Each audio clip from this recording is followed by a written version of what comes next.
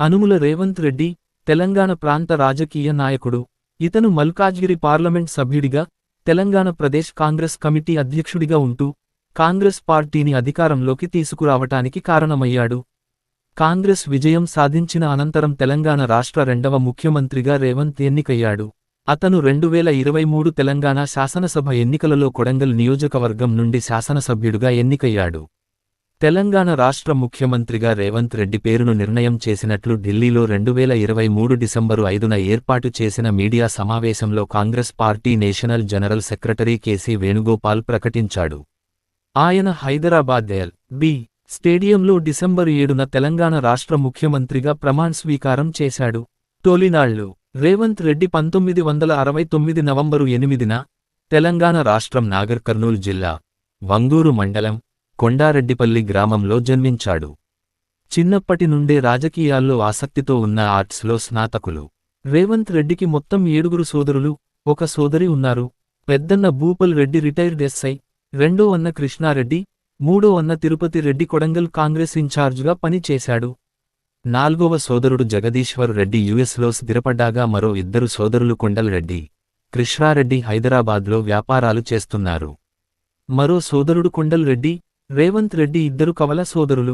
వ్యక్తిగత జీవితం. రేవంత్ రెడ్డి మాజీ కేంద్ర మంత్రి జైపాల్ రెడ్డి తమ్ముడి కూతురు గీతారెడ్డిని ప్రేమించి, పెద్దలను ఒప్పించి 1992లో వివాహం చేసుకున్నాడు. వారికి ఒక కుమార్తె నైమిషా రెడ్డి ఉంది. రాజకీయ జీవితం. రేవంత్ రెడ్డి 2006లో మిడ్జిల్ మండలం జడ్పీటీసీ సభ్యుడుగా విజయం సాధించి, అతను 2007లో ఉమ్మడి ఆంధ్రప్రదేశ్ శాసనమండలికి జరిగిన ఎన్నికల్లో మహబూబ్ నగర్ స్థానిక సంస్థల స్థానం నుండి స్వతంత్ర అభ్యర్థిగా పోటీ చేసి ఎమ్మెల్సీగా ఎన్నికయ్యాడు. ఆయన ఆ తరువాత తెలుగుదేశం పార్టీలో చేరి 2009లో జరిగిన అసెంబ్లీ ఎన్నికల్లో కొడంగల్ నుండి పోటీ చేసి కాంగ్రెస్ అభ్యర్థి రావులపల్లి గురునాథ్ రెడ్డిపై 14,694 ఓట్ల మెజారిటీతో గెలిచి తొలిసారి ఎమ్మెల్యేగా శాసనసభకు ఎన్నికయ్యాడు. అతను 2014లో రెండోసారి ఎమ్మెల్యేగా గెలిచాడు.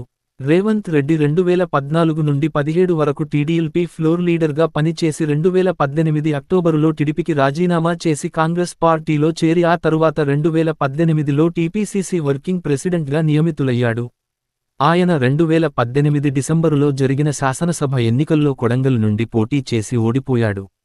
రేవంత్ రెడ్డి 2019 మేలో జరిగిన లోక్సభ ఎన్నికల్లో మల్కాజిగిరి లోక్సభ నియోజకవర్గం నుండి కాంగ్రెస్ అభ్యర్థిగా పోటీ చేసి లోక్సభ సభ్యుడిగా ఎన్నికయ్యాడు. ఆయన 2021 జూన్ 26న తెలంగాణ పీసీసీ అధ్యక్షుడిగా నియమితుడై, 2021 జూలై 7న తెలంగాణ రాష్ట్ర కాంగ్రెస్ వ్యవహారాల ఇన్ఛార్జి మాణిక్యం ఠాగూర్ సమక్షంలో అధ్యక్షుడిగా ప్రమాణ స్వీకారం చేశాడు.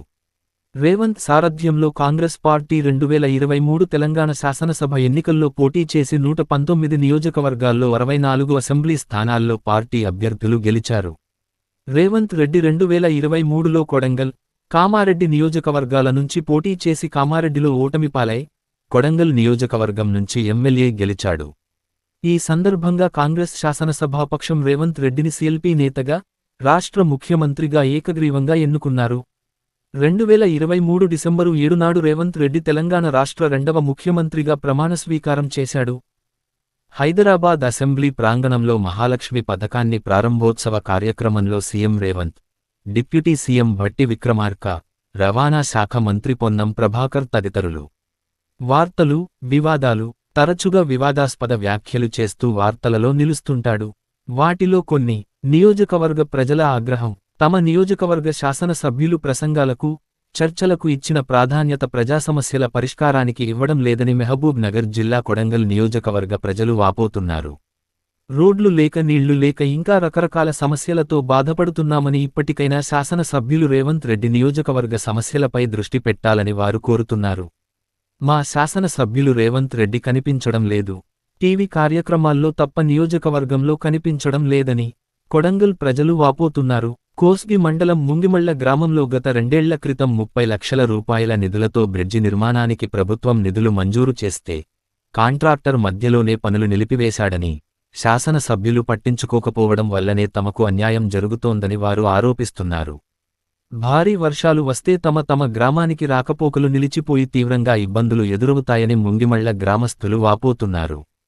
సరైన రోడ్లు లేక గ్రామాల మధ్యన వంతెనలు లేక ఒక ప్రాంతాన్నుంచి మరో ప్రాంతానికి వెళ్లాలంటే చాలా కష్టంగా ఉందని ప్రజలు ఆవేదన చెందుతున్నారు.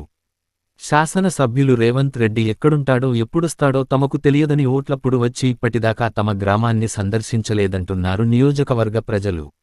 ముందు మా నియోజకవర్గ సమస్యలు పరిష్కరించి ఆ తర్వాతనే రాష్ట్ర సమస్యలపై గళం విప్పాలంటూ కొడంగల్ నియోజకవర్గ ప్రజలు తమ శాసనసభ్యులు రేవంత్ రెడ్డిని కోరుతున్నారు. మోడీ, బాబు, ప్రధాని, ఉప ప్రధాని 2013 జూన్ 12న గుజరాత్ సీఎం నరేంద్ర మోడీ, టీడీపీ అధ్యక్షుడు చంద్రబాబుల్లో ఒకరిని ప్రధాని, మరొకరిని ఉప ప్రధానిని చేద్దామంటూ టీడీపీ శాసనసభ్యులు రేవంత్ రెడ్డి ప్రతిపాదించారు. ఈ బాధ్యతను నెత్తిన వేసుకోవాలంటూ ఇటీవలే బీజేపీలో చేరిన శాసనసభ్యులు నాగం జనార్దన్ రెడ్డిని కోరారు. ఇంతకు ఈ ప్రతిపాదన ఎలా వచ్చిందంటే, శాసనసభ ఇన్నర్ లాబీల్లోని బీజేపీ కార్యాలయంలో ఉన్న ఆ పార్టీ శాసనసభ్యులతో మంగళవారం రేవంత్ కొద్దిసేపు మాట్లాడారు. నాగానికి సత్తా, తెలంగాణ పట్ల చిత్తశుద్ధి ఉంటే సిద్దిపేటలో సభ నిర్వహించాలని, దానికి మోడీని పిలిపించి తెలంగాణకు అనుకూలమని ప్రకటించాలని రెచ్చగొట్టారు. నాగం స్పందిస్తూ, తాము తప్పక సిద్దిపేటలో సభ నిర్వహించి తెలంగాణకు అనుకూలమని ప్రకటిస్తామన్నారు. ఇదే సమయంలో యునైటెడ్ ఫ్రంట్ హయాంలో బాబు ప్రధాని అయితే బాగుంటుందని చాలామంది కోరుకున్నారంటూ తాను మంత్రిగా ఉన్న సమయంలో ఢిల్లీలో ఎదురైన ఓ ఘటనను వివరించారు. రేవంత్ జోక్యం చేసుకుంటూ, ఇప్పుడు ఇద్దరిలో ఒకరిని ప్రధాని, మరొకరిని ఉప ప్రధానిని చేద్దాం, మీరే మధ్యవర్తిత్వం వహించండని చెప్పారు. దీనిపై నాగం నుంచి ఎలాంటి స్పందన రాలేదు. తర్వాత బీజేపీ, టీడీపీలు వచ్చే ఎన్నికల్లో కలిసేది లేదని ఆయన చెప్పారు. తప్పుడు అర్హత పత్రంతో సాగునీటి కాంట్రాక్టు దక్కింపు. మెహబూబ్ నగర్ జిల్లాలోని మహబూబ్ నగర్, హన్వాడ, కోయిలకొండ మండలాల్లో తాగునీటి పథకం కాంట్రాక్టులో తప్పుడు అర్హతపత్రం సమర్పించిన కాంట్రాక్టర్కు ఇతను మద్దతునిస్తున్నట్టు వార్తలు వచ్చాయి. కానీ వీటిని ఆయన ఖండించాడు. తెలంగాణ ఇవ్వకుంటే నక్సలిజం పెరుగుతుంది. 2014 జనవరి 24న జరిగిన రాష్ట్ర శాసనసభ సమావేశాలలో రాష్ట్ర విభజన ముసాయిదా బిల్లుపై చర్చలో భాగంగా ఆయన సభలో మాట్లాడుతూ తెలంగాణ ఇవ్వకుంటే నక్సలిజం పెరుగుతుందని అన్నారు. ఇందిరాగాంధీ సమైక్యవాది అని ముఖ్యమంత్రి కిరణ్ కుమార్ రెడ్డి సభను తప్పుదోవ పట్టిస్తున్నారని టీడీపీ శాసనసభ్యులు రేవంత్ రెడ్డి అన్నారు. గోల్డ్ మెడలిస్టులైన తమ ప్రాంత విద్యార్థులు నక్సలిజం వైపు మళ్లటానికి సమైక్య రాష్ట్రమే కారణమని అన్నారు. తెలంగాణ ఉద్యమం ఉన్నందునే కేసీఆర్ వెనక ప్రజలు అండగా నిలిచారన్నారు. 371డి ఆర్టికల్ రాష్ట్ర విభజనకు అడ్డుకాదన్నారు. దేశానికి పట్టిన చీడే కాంగ్రెస్ పాలన అని రేవంత్ రెడ్డి మండిపడ్డారు. కాంగ్రెస్ పాలనలో ఉన్నత పదవులన్నీ సీమాంధ్ర ప్రాంతానికే ఇచ్చారన్నారు. కేంద్ర మంత్రుల పదవుల విషయంలోనూ తెలంగాణ వారికి అన్యాయం జరిగిందని రేవంత్ రెడ్డి అన్నారు. రాష్ట్రంలో 4 ప్రధాన పదవులన్నీ సీమాంధ్ర ప్రాంతానికే ఇచ్చారని అన్నారు. తెలంగాణ ఉద్యమం మొదట ఖమ్మంలోనే మొదలయిందన్నారు. తాము ఎన్నడూ జై ఆంధ్ర ఉద్యమాన్ని తప్పు పట్టలేదన్నారు. తెలంగాణ ప్రజల కోసమే ఎన్టీఆర్ తెలుగుదేశం పార్టీని స్థాపించారని రేవంత్ రెడ్డి అన్నారు. పటేల్, పట్వారీ వ్యవస్థలను రద్దు చేశారని గుర్తు చేశారు. ఎన్టీఆర్ అభినవ అంబేద్కర్ అని అభివర్ణించారు. ఆయన ఏ ప్రాంతానికి చెందినవాడు కాదని, సమస్యలు ఉన్న ప్రాంతమంతా తనదే అనేవారన్నారు. 2008లోనే టీడీపీ తెలంగాణకు అనుకూలంగా నిర్ణయం తీసుకున్నామని, తెలంగాణ ఇవ్వమంటే సీమాంధ్రకు అన్యాయం చేయాలని చెప్పలేదన్నారు. రాజకీయ కుట్రలో భాగంగానే అన్ని పార్టీలు టీడీపీని లక్ష్యంగా చేసుకున్నాయని రేవంత్ రెడ్డి అన్నారు. ఇక టీఆర్ఎస్ అవసరం లేదు, తెలంగాణలో ఇక టీఆర్ఎస్ అవసరం లేదని టీడీపీ నేత రేవంత్ రెడ్డి అన్నారు.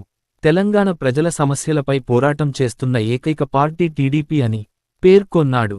పాలమూరు ఎత్తిపోతలను జాతీయ ప్రాజెక్టు చేయమని కేంద్రాన్ని ఎందుకు అడగలేదని ప్రశ్నించారు. పాలమూరు వలసల గురించి ప్యాకేజీ ఎందుకు అడగలేదని నిలదీశాడు. బాబ్లీ ప్రాజెక్టు కడుతుంటే కేసీఆర్ ఎప్పుడైనా అడ్డుపడ్డారా అని నిలదీశాడు. తెలంగాణ ప్రజలు స్మరించుకోవాల్సింది జయశంకర్ గాని కేసీఆర్ను కాదన్నాడు. సోనియాకు కలిసేందుకు తెలంగాణ ఉద్యమకారులను ఎందుకు తీసుకెళ్లలేదని కేసీఆర్ను రేవంత్ రెడ్డి ప్రశ్నించాడు. సోనియా, రాహుల్, దిగ్విజయ్ సింగ్లతో కేసీఆర్ ఏం చర్చించారో వెల్లడించాలని డిమాండ్ చేశాడు. బీహార్ వలస దొరబాబులు కేటీఆర్, తెలంగాణ ముఖ్యమంత్రి కేసీఆర్, ఐటీ శాఖామంత్రి కేటీఆర్పై తెలుగుదేశం శాసనసభ్యులు రేవంత్ రెడ్డి 2014 సెప్టెంబరు 5, శుక్రవారం తీవ్రస్థాయిలో ధ్వజమెత్తారు. బీహార్ వలస దొరబాబులు కేటీఆర్ అని రేవంత్ వ్యాఖ్యలు చేశారు. గుంటూరులో చదివిన కేటీఆర్కు తెలంగాణ స్థానికత రాదని ఆయన అన్నారు. తెలుగుదేశంలో పదవులు అనుభవించిన టీఆర్ఎస్లో చేరిన తుమ్మల నాగేశ్వరరావువి దిగజారుడు రాజకీయాలని రేవంత్ రెడ్డి విమర్శించారు. బీజేపీ వల్లే పార్లమెంట్లో బిల్లు పాసైందని, సకల జనుల సమ్మెలో కీలక పాత్ర వహించిన మెదక్ జిల్లావాసి దేవీప్రసాద్కు టికెట్ ఎందుకివ్వలేదని రేవంత్ రెడ్డి ప్రశ్నించారు. హైదరాబాదు మెట్రో రైలు ఉనికికే ప్రమాదం. 2014 సెప్టెంబరు 17న విలేఖరుల సమావేశంలో తెలంగాణ అభివృద్ధిలో కీలకమైన మెట్రో రైలు ప్రాజెక్టుపై తెరాస ప్రభుత్వానికి స్పష్టత లేదని తెదేపా నేత రేవంత్ రెడ్డి విమర్శించారు. ఎన్టీఆర్ ట్రస్టు భవన్లో రేవంత్ రెడ్డి మీడియాతో మాట్లాడారు. తెరాస నేతల దురాశ వల్ల మెట్రో రైలు ఉనికికే ప్రమాదం వచ్చిందని అన్నారు. మెట్రో రైలు అలైన్మెంట్ మార్పునకు సీఎం కేసీఆర్ పూనుకుంటున్నారని మండిపడ్డారు. మెట్రో రైలుకు కేటాయించిన భూములను వెనక్కి తీసుకోవాలని చూస్తున్నారని, మెట్రోకు కేటాయించిన గచ్చిబౌలిలోని స్థలాన్ని లాగేసుకునేందుకు యత్నిస్తున్నారని ఆరోపించారు. రేవంత్ రెడ్డికి రూ. 90 కోట్లకు తాకీదులు. టీడీపీ శాసనసభ్యులు రేవంత్ రెడ్డికి my home constructions Rameshwar Rao legal నోటీసులు ఇచ్చాడు. రేవంత్ రెడ్డి తనపై చేసిన ఆరోపణల వల్ల పరువు నష్టం కలిగిందంటూ రూ. 90 కోట్లకు లీగల్ నోటీసులు ఇచ్చాడు. మరోవైపు రేవంత్ రెడ్డి లీగల్ నోటీసులపై స్పందిస్తూ తన ఆరోపణలకు ఇంకా కట్టుబడి ఉన్నానన్నారు.